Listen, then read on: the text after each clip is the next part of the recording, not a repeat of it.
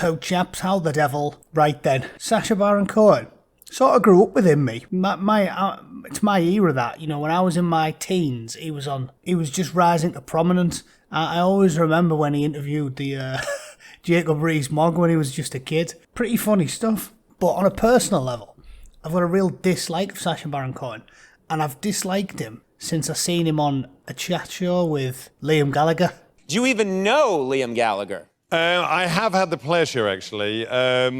He's not making a joke there when he's like, I have had the pleasure, actually. What he's basically saying is, yes, he's absolute scum. I won't bore you with the whole thing, but you can just see there, like, basically, Liam Gallagher's taking the piss out of him.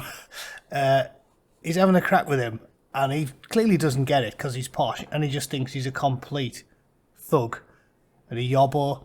And he's not, he's taking the piss out of him, winding him up. And Conan's like, he sounds like the least pleasant guy ever. He's taking the piss out of him. Sacha Baron Cohen is a posh twat, and he doesn't get it.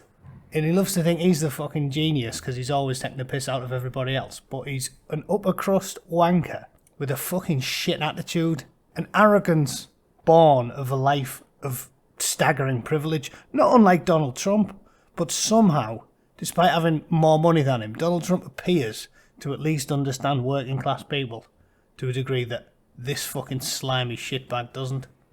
And he's been torturing him again. Again, he doesn't understand, like, he's been vocal about Brexit, constantly whinging about that. He just doesn't understand working class people have got, concerns and issues, and he doesn't care. He either doesn't understand at all, doesn't want to take the time to try to understand it, or just doesn't, or lacks the self-awareness to think that maybe tens of millions of British people don't share his sentiments.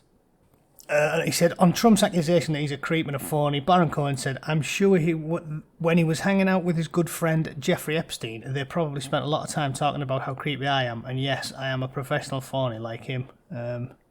If you care, here he is talking to him. So he's talking shit about him. Again, what it's got to do with him is beyond me. But the point I wanted to make is, Sacha Baron Cohen is proper having a go at the President of the United States. First of all, I hate the way they always try and make it as if an unelected posh twat. I mean, we have enough problems with the posh ones that we elect, but this guy is nothing. He's an actor. He's an entertainer. The ancient Romans had it right, where the worst type of scumbag entertainer was an actor. Like, they were lower than street sweepers in the old days, and I think they had the right of it. But what really irritates me about this is, these are all the people who call the man a dictator and a fascist. A fascist dictator.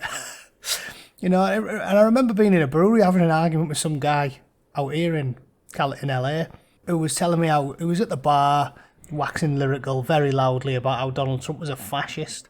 And this is the point I keep making. They force me to defend him. Like, Donald Trump's myriad flaws are so manifest that there's no requirement for me to reel them off. Joking aside, I'm not a massive fan of Donald Trump. I take the piss a lot because it's funny and I like trolling the lefties. But, when I call it the Orange God, it's not like I actually think he's a god. I don't even think he's a particularly nice fella. I don't. But they make me constantly defend him because I care about reality and I care about logic and I care about facts.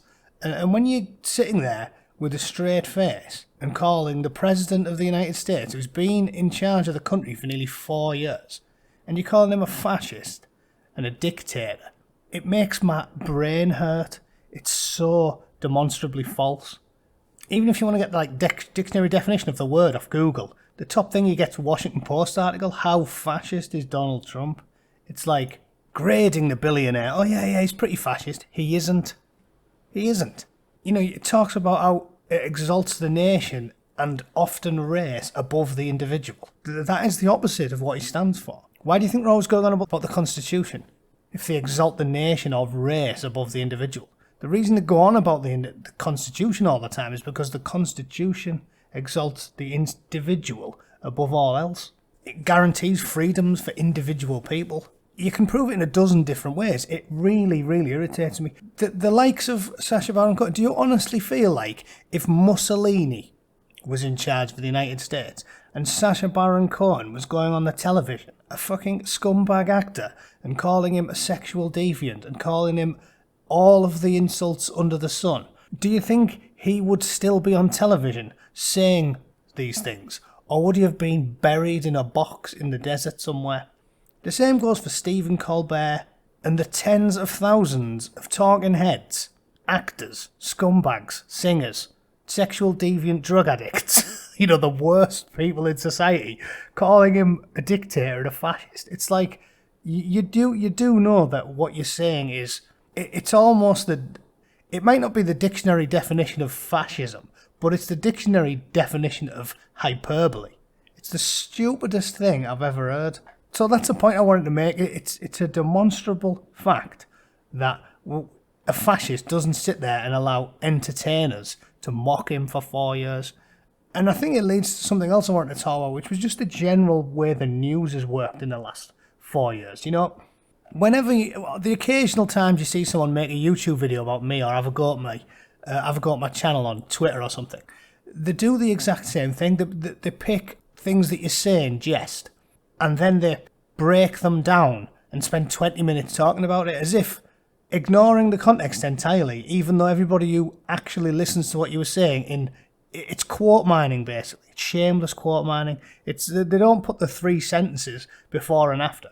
They just pick this tiny little piece that someone says and then proceed to pull it apart and go, oh, let's analyse this. Let's psychoanalyse this character based off this word. And it's like, you're purposely avoiding context. And that's what they've been doing for the last 4 years. Trump said as much during a rally I watched yesterday. He was like, I can't even joke anymore. I can't joke because if I make a joke, they freeze it.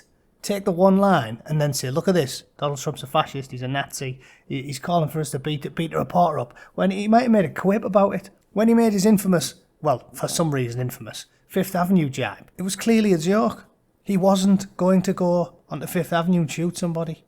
Yeah, this lunatic Robert Reich, who I covered yesterday, who was, you know, the most disturbing authoritarian tweets ever, and then he's the one writing on Guardian saying, oh, Trump said he could kill and win.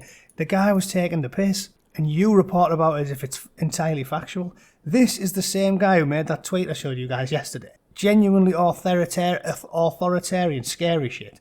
And then he's writing opinion pieces on The Guardian about, oh yeah, Trump said he's going to kill someone. It's like, no, he was taking the piss. You, who actually do have an authoritarian bent, you really do want to round up everyone who has opinions that you don't like. You're having to go at the man for making a quip.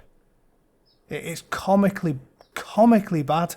Comically bad form from these people. Just total, honourless, moralless fucking weasels. And this is why I keep having to defend the man. Because when you're taking someone out of context, taking jokes and then dissecting them as if you're talking about a serial killer, there's something wrong with you. You know that what you're spreading is nonsense. You know that the things you're telling people are complete lies, but you say them anyway. So Robert Wright hasn't got the brains he was born with. Or he has, and he's just shamelessly dishonest. And that's how the news has gone for the last 4 years. There's another good story, by the way, that hasn't been reported by almost anybody. Type in Duke Tanner on Google, what do you get? You get one story from the Chicago Tribune. That's it. Nothing. No BBC, no CNN, no Washington Post, nothing. That's how it's gone this 4 years. The last 4 years has been shameless by the mainstream media. Shameless. They've spent 4 years dissecting jokes and quips, but utterly ignoring major stories. The Hunter Biden stuff, I mean, seriously, I'm not going to cover it here because that'll probably get me banned, but that guy's got serious problems. He's just like the worst type of sexual deviant, crackhead, weirdo. There's loads of weirdo, corruption, just awful shit. If that was Trump's laptop, it would have never been out the news for the last 3 weeks. You'd never hear the end of it. But all they spent the last 4 years doing is taking quips out of context and then talking about something else. And the really funny thing about that was, the Washington Post was reporting that, oh yeah, it's probably fake, so we shouldn't report on it. And it was stolen, and if it was stolen, you definitely can't report on it. Well, they didn't say that about Trump's tax returns. Do we think he released them of his own accord? I don't think so. But they don't have a problem reporting on that, do they? But this was a good story. Duke Tanner in prison for drug crimes. The poor bastard was in prison for life. 30-year sentence on federal drug and conspiracy convictions. Released by Trump. And guess who voted for the legislation that handed out 30-year sentences to people like Duke Tanner? Yeah, it was Joe Biden. No wonder they don't want to talk about it. So there we go. But you've got to search for this stuff. You've got to search for it. CNN and the Washington Post, they're not interested. Formally reputable organisations are not even remotely interested. President Trump, I just want to thank you for giving me a second chance and believing in me and reading my petition. I'm just so thankful. It's just 20 years ago, I fought at the Trump Casino, and now you signed to give me clemency. First, I didn't know it was real until I was able to bring and touch this little guy right here. Isn't that nice? Looking out for his son now. It's a great story. Feel-good story. Not interested. Not interested. We know why. Shameless. It's just been the last 4 years. So yeah, I'm defending him, and I'm going to keep doing it. It's the right thing to do. Because it's factually accurate. And the last 4 years has been a shameless... It's been an outright disgrace. No aspect of me agrees with the general Republican platform. I'm not pro-life. I'm not religious. I find them to be overbearing. Especially the, religious busybodies that are interested in, curtailing my own individual rights. No part of me really wants to defend these people, but you have to. If you want to look at yourself in the mirror and think, I'm an honest person with integrity, you've got to defend them at this point. Because the authoritarian left are just shameless liars. They lie constantly. They lie by omission. They don't report anything that makes the man look good. And they take out of context jokes and quips to make him look bad. It is shameless, and it makes me fucking puke, for want of a better word. So yeah, that's shocking. I thought I'd share that today. It's a nice feel-good story to end on. Sacha Baron Cohen, take your head for a shite, mate. Nobody cares what you've got to say. You do not speak for the British public. You are just another posh boy who hasn't been told no enough times in your life. So you can smoke my hat. Thanks for listening, guys. I'll see you all very soon. Cheers.